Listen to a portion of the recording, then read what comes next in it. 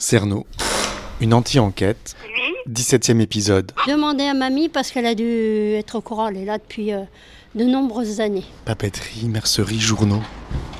L'enseigne est défoncée. Dans la vitrine, c'est le bordel.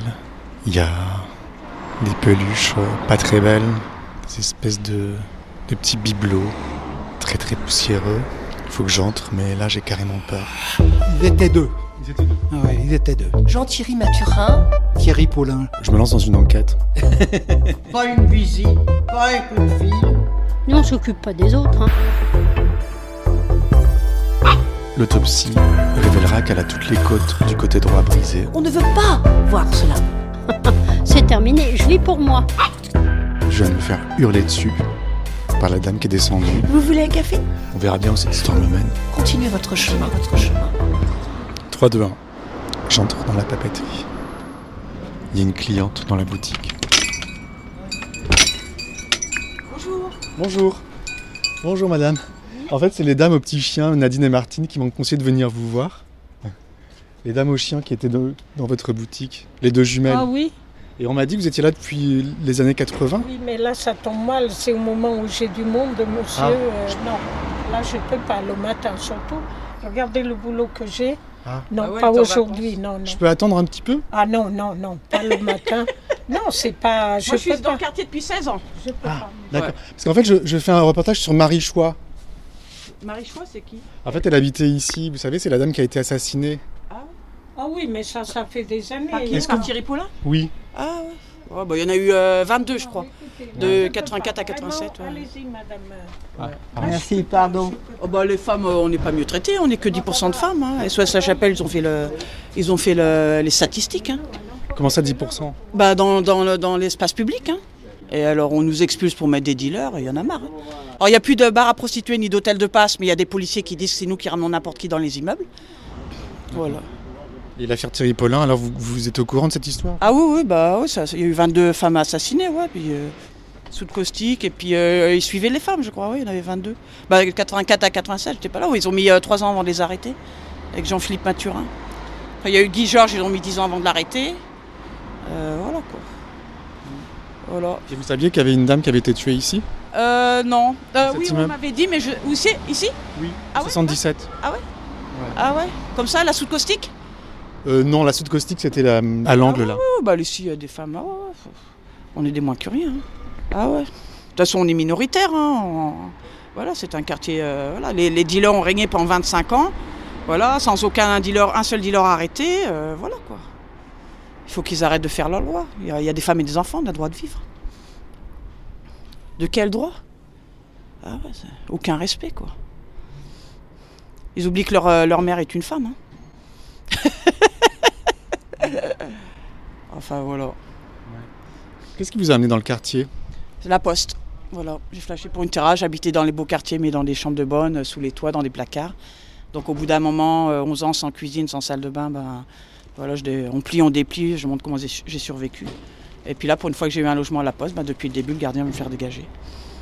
Et vous faites quoi à la poste? Moi, j'étais factrice. C'est quoi votre prénom? Marie. Moi, je suis plus en sécurité dans la rue que dans mon immeuble. Hein. Mon ancien gardien, il ressemblait à Guy Georges. Vous savez, j'ai eu 4000 fois devant ma porte, c'est bon. Hein. S'il avait eu mes clés, je serais morte. Ils vous harcèlent pour avoir le double des clés, ils n'ont pas à avoir les clés. Voilà. Bon, bah alors, bon courage. Oui, oui, oui. Je vais pas me laisser faire. Allez, merci beaucoup. Merci à vous. Hein. Allez, Au revoir, à bientôt. Excusez-moi. Quand est-ce que je peux revenir vous voir pour parler? Demain, si vous voulez, Oui. c'est plus calme, mais aujourd'hui, non. D'accord, merci, bonne journée. Au revoir. Je repasserai demain.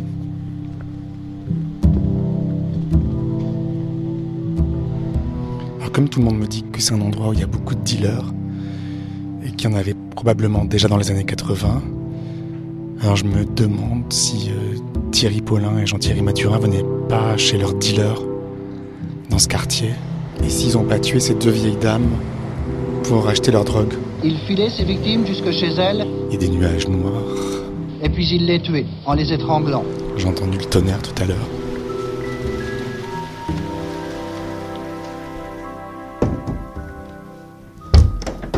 Je me suis fait un café.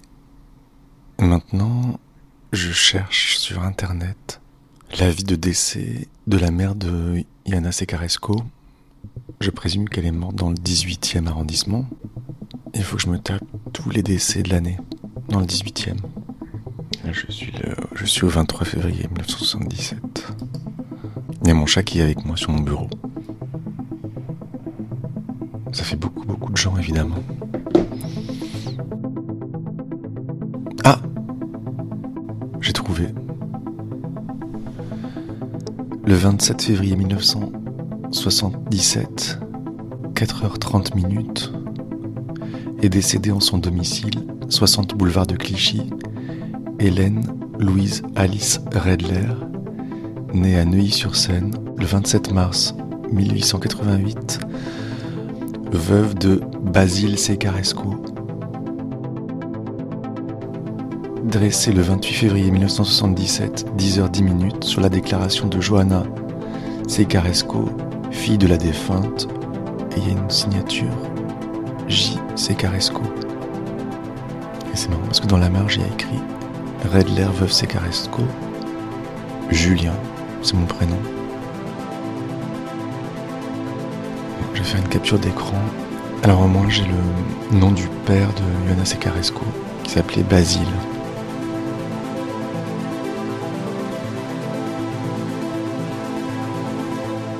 3-2. Donc on est le lendemain. Je retourne tenter ma chance à la papeterie pour essayer d'interviewer cette dame. Donc là j'essaie une dernière fois et si elle veut pas, je laisse tomber. Mais j'ai peur que ce soit le dernier témoin vivant du quartier.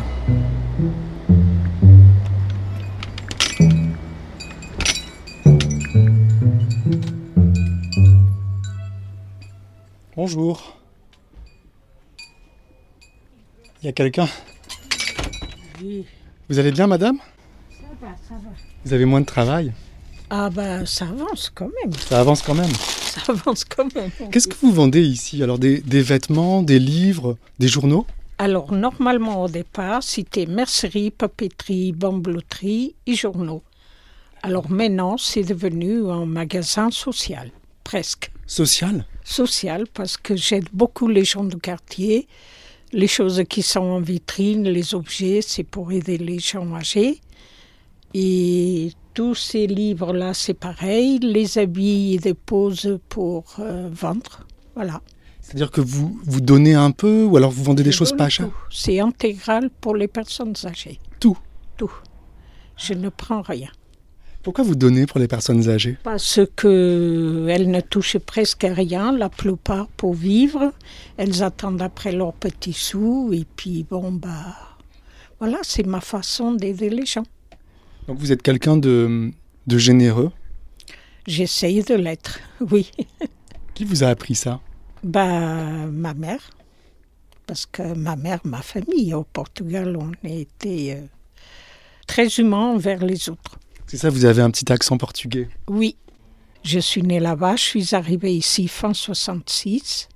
Ouais. Et puis voilà, dans le quartier, je suis depuis 68. Qu'est-ce qui vous a poussé en fait à quitter le Portugal ?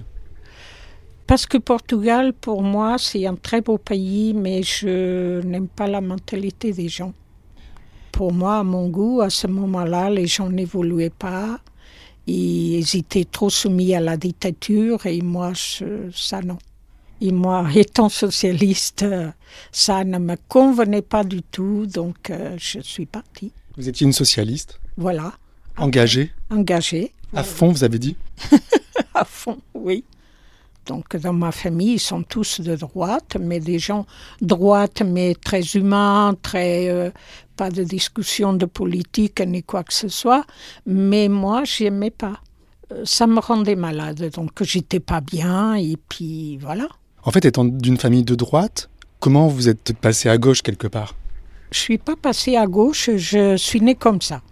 Voilà. On m'appelait un petit peu la révolutionnaire. La révolutionnaire ? Oui, on m'appelait comme ça. Parce que vous vous mettiez en conflit un peu avec tout le monde, vous clamiez vos idées. D'accord avec tout ce qui se passait, et les gens se laissaient trop faire. Pour moi, c'était pas normal.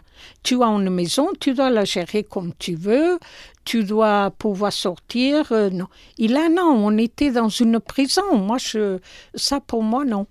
Et quand vous êtes arrivé en France, alors? Déjà, vous avez choisi la France. Pour quelle raison? Parce que je pense que c'est le pays où me convenait le plus, déjà. Et puis voilà, je me suis tout de suite sentie bien et il n'y a pas eu de problème. Pourquoi vous êtes sentie bien ici? Parce que j'ai vu la franchise des gens, on pouvait parler, de ne pas avoir peur, Voilà, on sentait quelque chose. On le sentait. Et qu'est-ce que vous avez fait comme travail quand vous êtes arrivé? Comme travail, j'étais fille au père au départ. Ouais. J'ai fait pas mal de petits travaux, de ménage, tout ça. Et après, j'ai travaillé dans la parfumerie. Et à la suite, je me suis installée. C'est quoi votre prénom? Moi, je m'appelle Julien. Odette. Enchanté.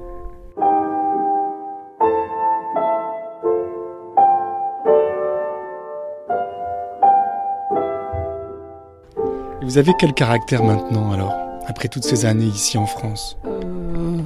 Le caractère reste le même. Hein. Ouais. La force d'aider les autres et puis contre les injustices. C'est tout. Voilà. Je ne m'attendais pas à ça. Et vous pourrez écouter aussi une émission, Les pieds sur terre. Je suis passée à France Culture, oui, il y a bien 5 ans à peu près. D'accord, sur quel sujet? Je vous dis rien, vous découvrirez si vous voulez écouter. Ça s'intitule La Dame de la rue Pajol. J'écouterai, ouais. D'accord.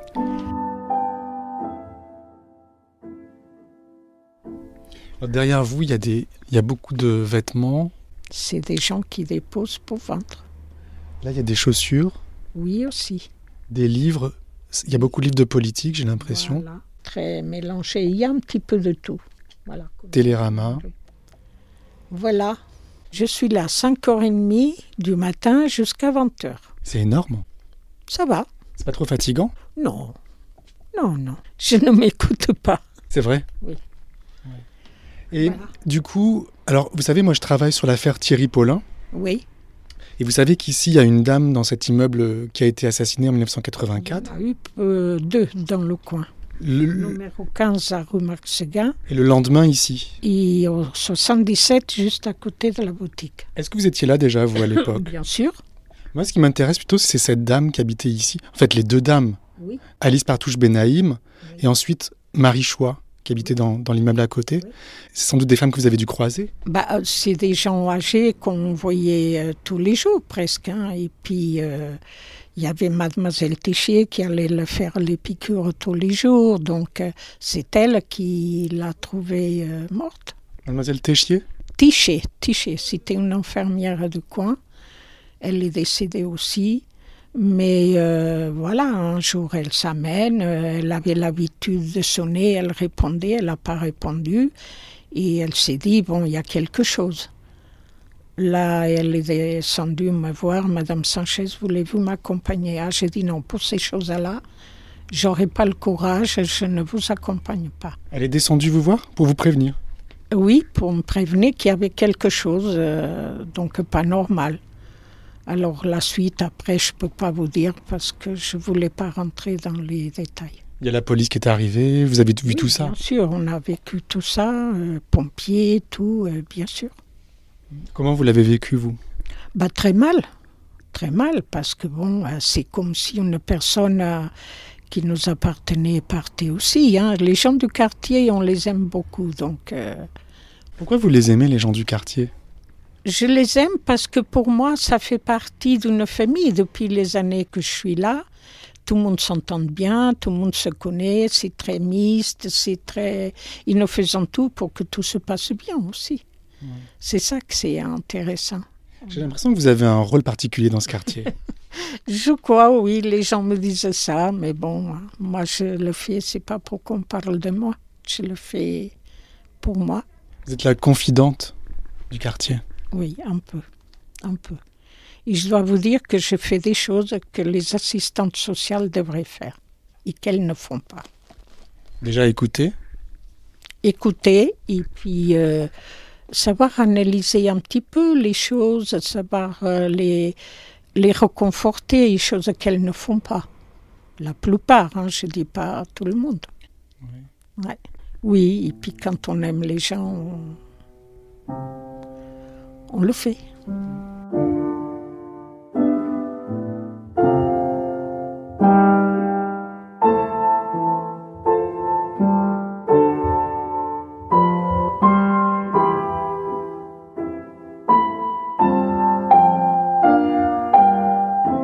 Alors j'en reviens à cette Marie Choix qui habitait ici. C'est quelqu'un que vous avez connu? On l'a connue, on la voyait passer, bonjour, on changeait quelques mots. J'imagine qu'elle venait dans votre boutique. Oui, quelquefois elle s'asseyait, on parlait un petit peu. Elle se reposait, après elle va faire ses petites courses. C'était quel genre de femme? Écoutez, moi je l'ai connue toujours gentille, de reste, elle n'avait pas besoin de moi. Bon, on parlait gentiment, et c'est tout. Qu'est-ce que vous en pensez, vous, de cette affaire? Qu'est-ce que vous pensez, vous aussi, Je pense que nous pensons tous la même chose. Moi, je me demande pourquoi ils le faisaient, parce que c'est des dames qui n'avaient pas beaucoup d'argent. Non, mais eux, ils ne savaient pas. Eux, ils vont pour tuer. Tu as 5, 10, 15 euros. Je te tue pour ça.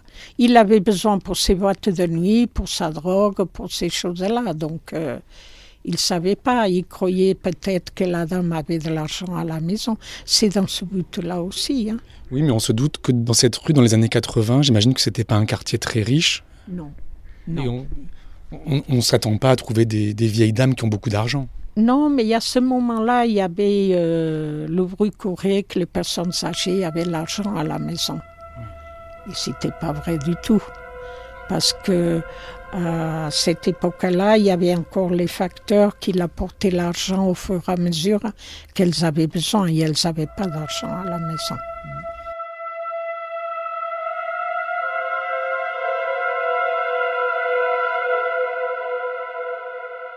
Est-ce que vous avez eu une bonne vie? Oui, dans l'ensemble, oui, très bonne. Vous vous êtes mariée ici et maintenant vous êtes veuve? Oui. J'ai 3 enfants, 5 petits-enfants. Est-ce que vous auriez aimé devenir une femme politique? Non, j'aurais aimé faire de la psychanalyse plutôt, vous voyez. Être psychanalyste? Oui. Pour écouter les gens? Tout à fait, de les aider au maximum. Oui. Bonjour. Alors? Vous allez bien? Ça va et vous? Bonjour. Est-ce que par hasard vous aurez un taille-crayon? Des taille-crayons par hasard. Je crois qu'il ne me reste plus. Voilà. C'est pour les petits crayons. Oui. Voilà. Mais non, je vous le prête. Ah d'accord. C'est le mien. Je vous le ramène alors. Merci. Voilà. Au revoir. Au revoir, à tout à l'heure. Donc là, il y a un monsieur qui est entré, qui avait besoin d'un taille-crayon. Voilà, on se rend service. Et vous lui prêtez plutôt que de lui vendre. Voilà. Donc vous me disiez psychanalyse. Oui, j'aurais aimé. Et vous n'avez pas pu le faire. Non, parce que comme j'avais l'intention de venir ici, après il fallait tout reprendre dès le départ, il fallait de l'argent, j'en avais pas, je me suis mis à travailler. En fait, dans cette boutique, c'est un peu comme si vous étiez la psychanalyste de la rue. Oui, c'est une boutique de recueil, si vous voulez. De recueil? Voilà, tout le monde vient. C'est une maison sociale et familiale en même temps. Qu'est-ce que vous observez du quartier? Parce que souvent, moi, quand je suis arrivé, là, on m'en a dit beaucoup de mal. Vous savez, les gens, il ferait mieux de réfléchir quand ils parlent, parce qu'ils supportent mal l'arrivée des migrants. Moi aussi, quelquefois, ça me met en colère, mais de les voir de la façon dont ils sont traités. Parce que quand on accueille les gens, on doit savoir ce qu'il faut faire d'eux. Ici, ils ne font rien, pratiquement. Alors bon, et ça me révolte. Mais dans le sens où il faudrait faire quelque chose. Donc on me dit ça, on me dit les migrants, la drogue, tout ça. Oui, écoutez, la drogue, ça a toujours existé. C'est pas à cause des migrants. Peut-être qu'il y a un petit peu plus, mais c'est des gens, en même temps, il faut les comprendre et ils ont peut-être envie de s'oublier un peu. Et c'est ce que beaucoup de gens, quelquefois, ne comprennent pas. Autrement, le quartier est très bien, vous savez. Il est très très bien ce quartier. Et dans les années 80, c'était comment le quartier alors? C'était calme. À l'époque de Thierry Paulin? Oui, c'était calme. Bon, c'était calme sauf qu'il y avait des meurtres. Voilà. Après, mais autrement, c'était un quartier populaire. On était très bien. Et on continue à être bien. Il filait ses victimes jusque chez elles, il les torturait pour leur faire avouer où elles avaient caché leurs économies, et puis il les tuait en les étranglant. C'est une histoire qui a été oubliée dans le quartier? Oh, je pense pas. Non, parce que souvent certaines personnes qui habitent vers la porte de la chapelle, quand ils passent, ils disent, vous vous souvenez de tout ça? Oh, je dis oui, on n'oublie pas. Non, ça s'oublie pas quand même. Parce que ce que ça révèle, vous me demandiez mon avis sur l'affaire Thierry Paulin tout à l'heure, ce qu'elle révèle cette affaire, c'est que ces femmes qui étaient tuées, c'était des femmes qui étaient délaissées, qui étaient complètement isolées. Et vous, qu'est-ce que ça vous fait de vieillir? C'est normal qu'on vieillisse, il faut bien vieillir. Justement, il faut bien vieillir, il faut aussi penser aux autres, s'occuper des autres, ne penser pas qu'à soi. Pour moi, c'est primordial. Oui, alors vieillir, c'est une chose, mais vieillir quand on est une femme seule, j'imagine que c'est pas très facile. Oh si. D'ailleurs, je suis pas seule. Mon mari est toujours là, mais... Ah, je croyais qu'il était décédé. Ah non, il est décédé, mais il est toujours avec moi. Hein. Ah, d'accord. Et puis j'ai 3 enfants, 5 petits-enfants. Mon fils est venu vivre avec moi, mais non, je suis pas seule, moi. Vous avez peur? Moi, non. Non, parce que je saurais me défendre. Comment? Ah, ça, je l'ai déjà utilisé, hein, croyez-moi. Qu'est-ce que vous avez, un bâton? Ah oui, il a servi en... Je ne sais pas si on voit encore la date. C'est un manche à balai? Non, c'est pas un manche à balai, non, monsieur. Attendez, j'avais marqué la date par là. Oui, alors 1992. Oui. Alors qu'est-ce qui s'est passé? 3 petits louvards qui fausses cagoules, des faux pistolets aussi. Et puis ils rentrent la caisse. J'ai dit, j'étais là, j'ai pris ça. Tu veux la caisse? Tu crois que je vais travailler pour toi? Alors là, je l'ai donné un coup. Mais il y en a un qui est rentré, qui m'a donné un coup. Alors là, il voulait s'échapper, il est tombé sur l'autre. Alors là, je me suis régalée, je les ai bien tabassés. Et ils sont partis? Ils sont partis après, oui. Eh bien, vous avez assuré, hein? J'ai assuré, après j'étais à la police, voilà. Après ça, j'ai pas eu besoin encore, mais bon, il y a toujours des petits jeunes qui rentrent, mais maintenant, c'est fini, ils savent à qui ils ont affaire, ils reviennent plus. À qui ils ont affaire? À Madame Sanchez, tout simplement. On doit aimer tout le monde, c'est comme ça qu'on avance. D'accord. Vous savez, le plaisir qu'on a à recevoir la gentillesse des gens, on oublie tout. Il y a faire du bien, ça encourage. Et ça me fait énormément de plaisir. Ça vous fait du plaisir? Ah oui, beaucoup. Et oui. Merci Odette. Très bientôt. À bientôt. Merci aussi. Au revoir. Et rassurez-vous, on est dans un quartier formidable. Je pense que je suis allé au bout de ce lieu. Il filait ses victimes jusque chez elles. Elle s'appelait Marie Chouard. Donc voilà, ici les femmes elles sont pas protégées, elles sont pas défendues. L'autopsie montrera entre autres sévices qu'elle a eu la boîte crânienne défoncée. Hop, j'aime pas les humains. Jean-Thierry Mathurin. Thierry Paulin. C'est terminé, je vis pour moi. L'être humain, c'est ça. Il ferait mieux de réfléchir quand il parle.